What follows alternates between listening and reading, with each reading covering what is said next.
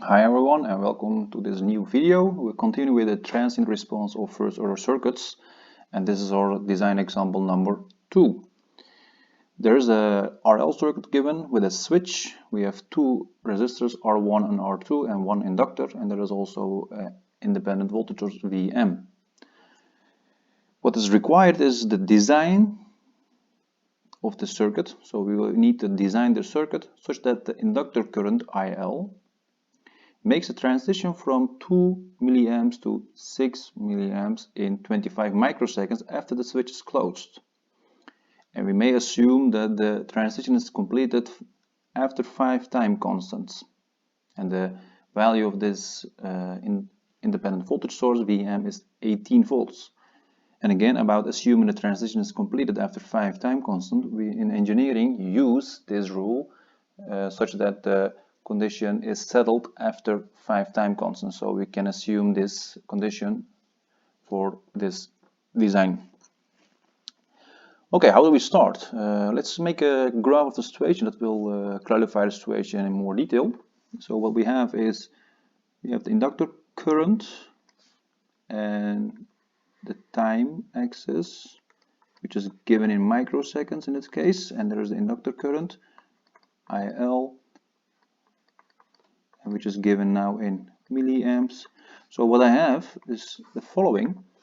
There is a transition, there needs to be transition made from 2 milliamps to 6 milliamps. So I have to level as soon as possible, of course, but in this case it's 25 microseconds to 6 milliamps. So I started 2 milliamps and I will grow in this fashion to, as a first order response, to the 6 milliamps.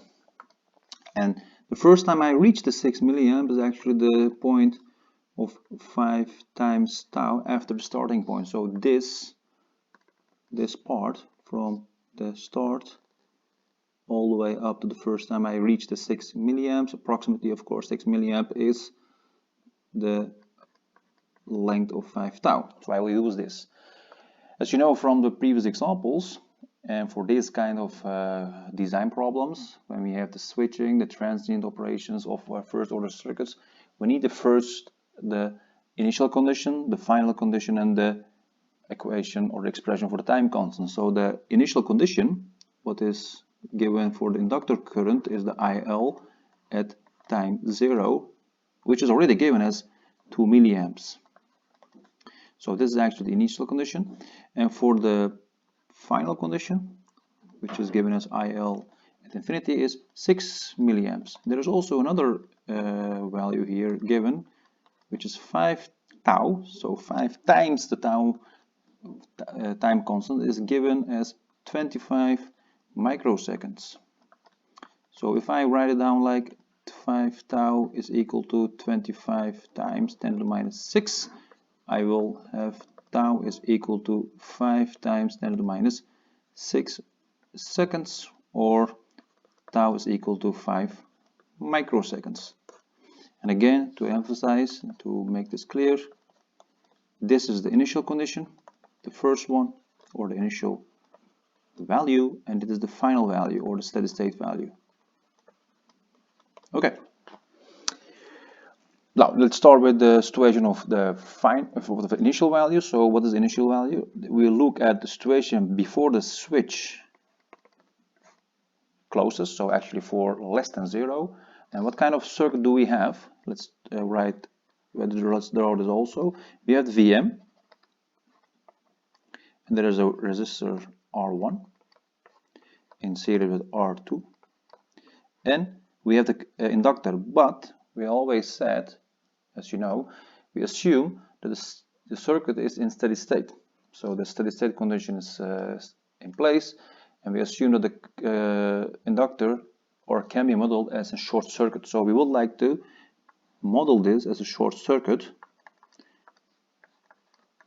and such that we can determine the initial value of the inductor current. So what's the inductor current in this case? So inductor current for initial value is just the Vm divided by the sum of the two resistors. So actually what we have is, in this case, IL at 0, so that's actually 0.002 that we know, and Vm is equal to 18 divided by R1 plus R2, and that will bring us to the expression R1 plus R2 is 9,000. So actually this is actually formula 1 we will use later on when we want to calculate the component values R1 and R2, and of course the inductance L.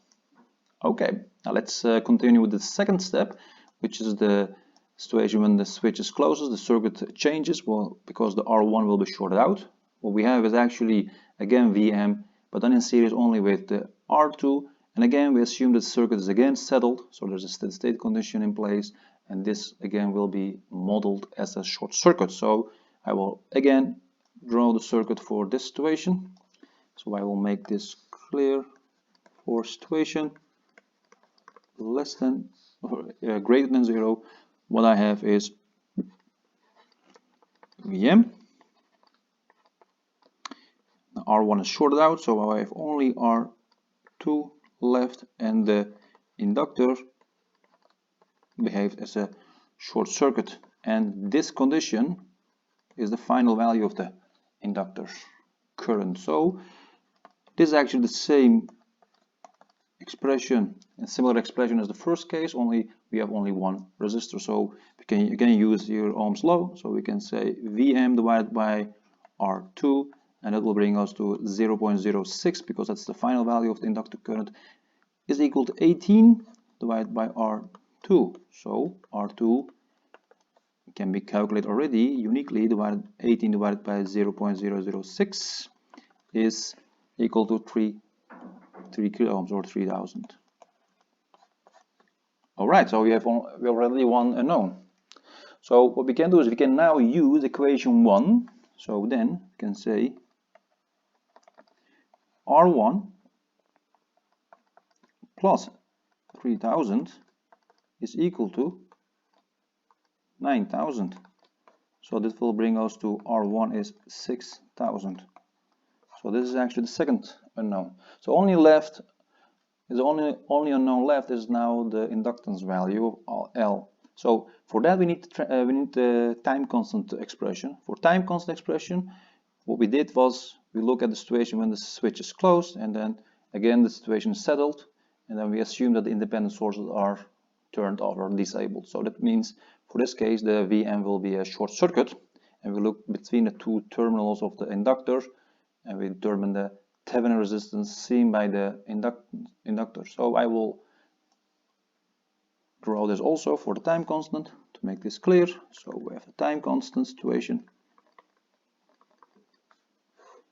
So let's make this clear by making the Vm as a short, and I see again only R2, and I will explicitly show the inductance, inductor L, and these two terminals given in red dots is actually the 2 points where I want to determine the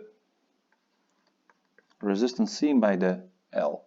So for this actually it's very simple, because R Thevenin is just R2. And what is actually the formula, what is actually the expression for the time constant? Time constant is inductance L divided by R Thevenin. Since R Thevenin is just R2, which is already calculated as 3000, we can say, now since tau is 0 or 5 microseconds, we can already say this is equal to L divided by 3000. So what is L? L is 3000 times 5 times 10 to minus 6, and that will bring us to 0.015 henries, or if you want to write it down in millihenries, it is 15 millihenries. And that's actually the complete situation for this case. Again, we follow the procedure what we did also in the previous examples.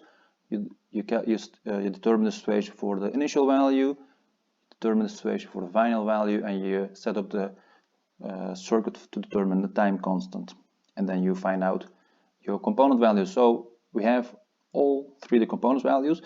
Remember, this is a circuit with 3 unknowns, so R1, R2, R3, and we have 3 equations, because this is the one equation, this is also the equation, and this is another equation. So actually, there is also a unique solution. So it is not allowed here to just select one value and then calculate the rest of the component values. So remember that. So be careful when you do that, because in design example 1 we did that because we had 4 unknowns and only 3 equations. So in that case we have to select one of the unknown component values. So this is for this example, design example number 2, and we will continue again with other examples. So if you want to follow, don't forget to subscribe and share this video, and I hope this will help you in the understanding of the transient response of first order circuits. And thank you very much, and good luck with your studies. See you next time.